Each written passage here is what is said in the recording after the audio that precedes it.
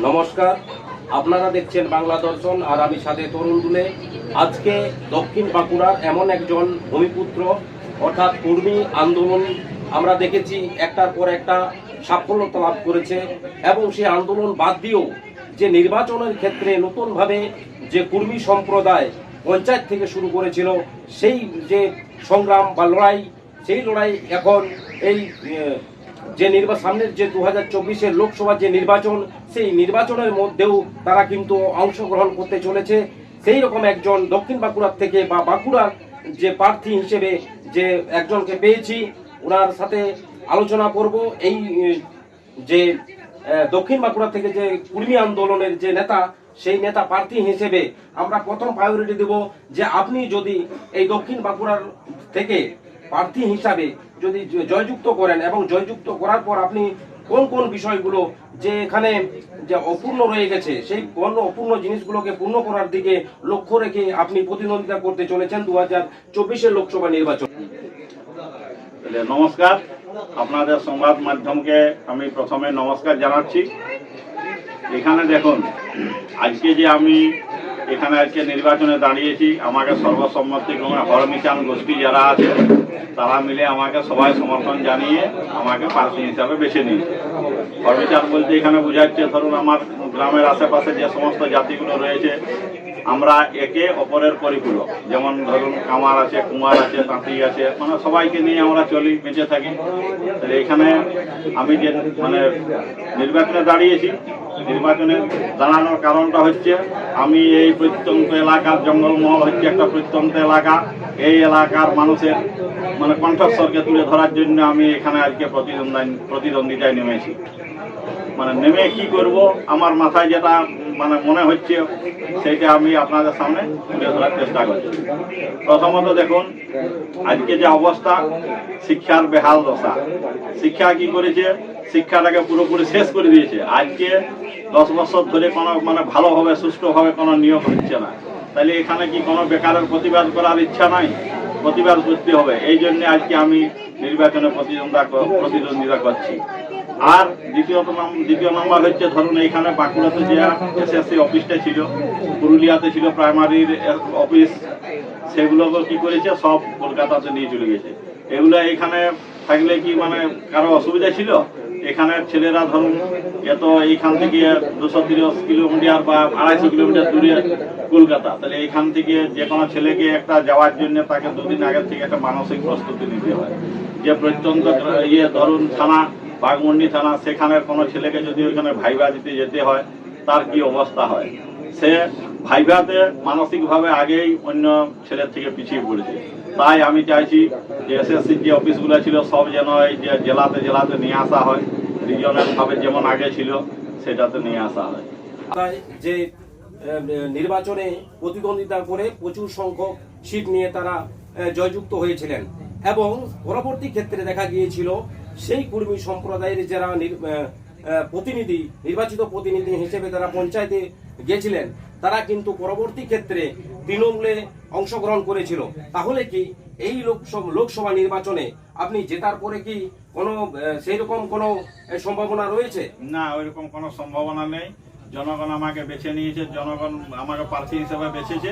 তাহলে এখানে আমার কোনো রাজনৈতিক দলে ভিড়ার ইচ্ছা নাই, একদম ভিড়ার ইচ্ছা নাই। জনগণ যেটা রায় দিবে সেইটাই সবাইকে ডেকে পড়ে সে বিচার বিমর্শ করা হবে। এইসব কোনো ওইসব ফালতু জিনিস ওইটা মাথায় কোনো চিন্তায় আপনারা তাহলে আনবেন না। আচ্ছা, ঠিক আছে। উনি বলছেন যে সেভাবে আমাদের যা হয়েছিল বিগত দিনগুলোতে সেরকম কোনো সম্ভাবনা নেই।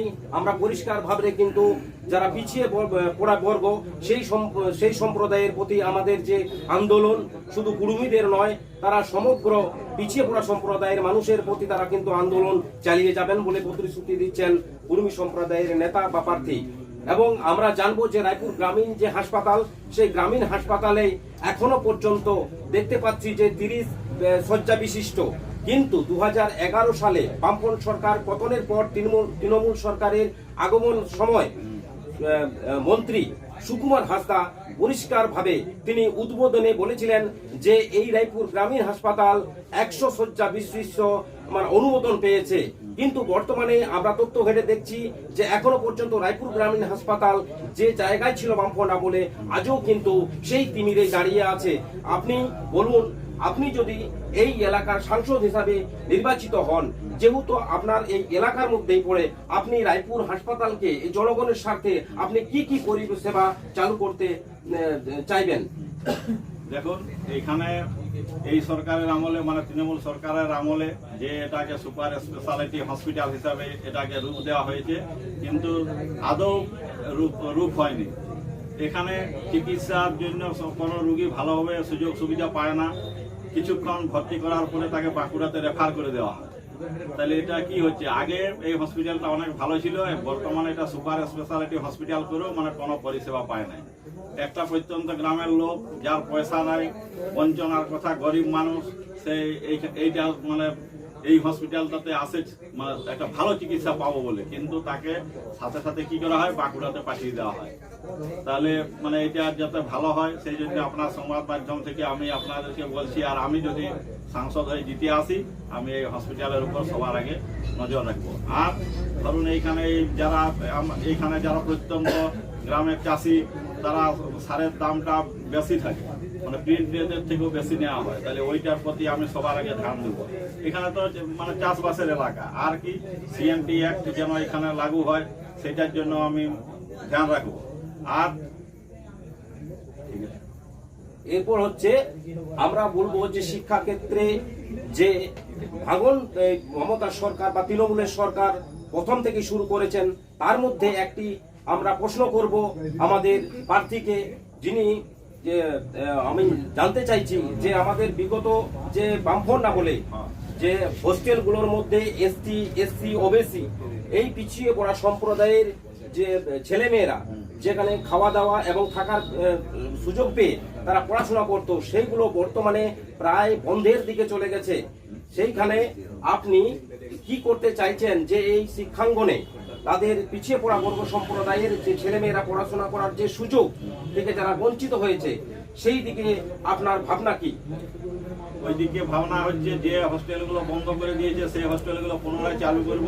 এই এলাকার যদি শিক্ষা ব্যবস্থা ভেঙে পড়ে তাহলে কি হবে, মানুষের রুটি রোজগারের কোনো মানে আস্থা থাকবে না, কোনো জিনিসই পাবে না। শিক্ষা আনে চেতনা আনে মুক্তি, এগুলো আজ কোথায় গেল?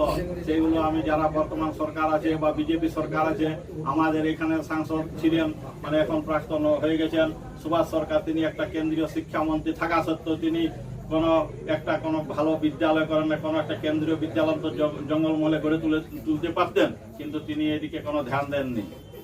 তাই আশা করবো আমি যদি সংসদ হয়ে জিতে আসি, আমি একটা কেন্দ্রীয় বিশ্ববিদ্যালয় অবশ্যই করব। ধন্যবাদ। আমাদের মতো একটা ছোট্ট ইউটিউব চ্যানেলকে সময় দেওয়ার জন্য অসংখ্য ধন্যবাদ, শুভেচ্ছা রইল। জোহার। আদিবাসী কর্মী সমাজ জিন্দাবাদ। জিন্দাবাদ জিন্দাবাদ। আদিবাসী কর্মী সমাজ জিন্দাবাদ। জিন্দাবাদ জিন্দাবাদ।